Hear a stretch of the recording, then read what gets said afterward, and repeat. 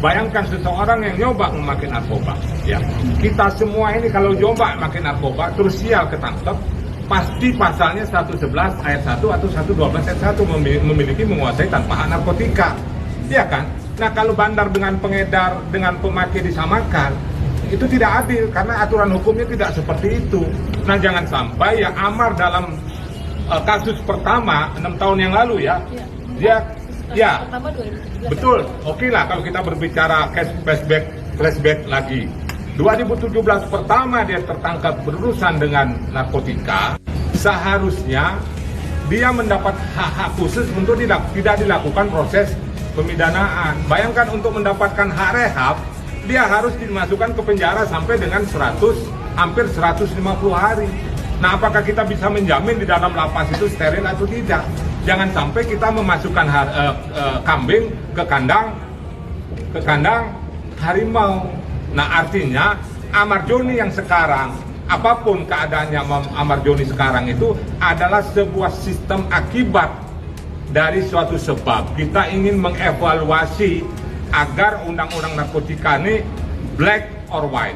Penyalahguna, pecandu, pemakai dan pengedar itu jelas black or white.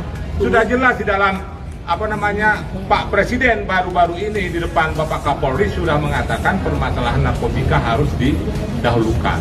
Di dalam Hasacita poin ke-7 juga Bapak Presiden sudah menjelaskan. Ada juga namanya diskresi, ada namanya perpol. Ya tidak hanya artis, seluruh masyarakat yang ketangkep pakai narkoba tidak harus ditersangkakan. Kami berjuang untuk Onat, kami tidak kenal sama sekali dengan Onat, tetapi dia sudah mendapatkan keadilan. Nah, kasusnya Amar Joni ini adalah yang keempat, ini adalah akibat dari sebuah sebab manajemen pecandu yang tidak fair play. Dia tidak mendapatkan keadilan. Coba dalam putusan ketiga, kemarin dia tidak dimasukkan ke penjara. Tidak akan terjadi hal-hal ini. Tidak akan terjadi orang dimasukkan ke dalam Nusa Kambangan. Bagaimanapun Amar Joni ini aset bangsa. Kalau dia menghasilkan uang, negara juga mendapatkan uang. Dari mana? Dari pajak. Dia bayangkan orang-orang yang berpotensi ini, salah kita menangani.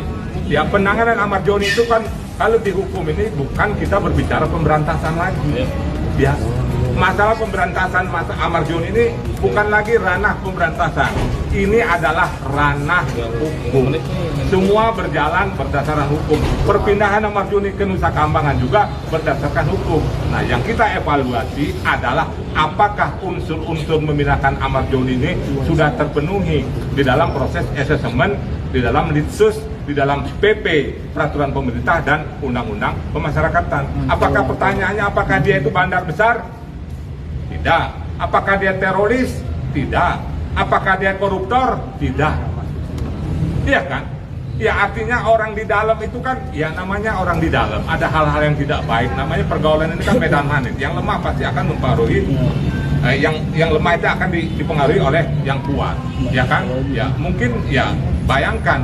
Nah seharusnya Amar Joni ini pun, kalau kita fair ya, kalau kita lihat historicalnya, harusnya dia ditarik, dipindahkan, dibantarkan ya. Dalam proses hukum itu ada namanya PP 25 tahun 2011. Setiap proses hukum baik di penyidikan, penuntutan dan peradilan, dia bisa dibantarkan untuk dilakukan pengobatan.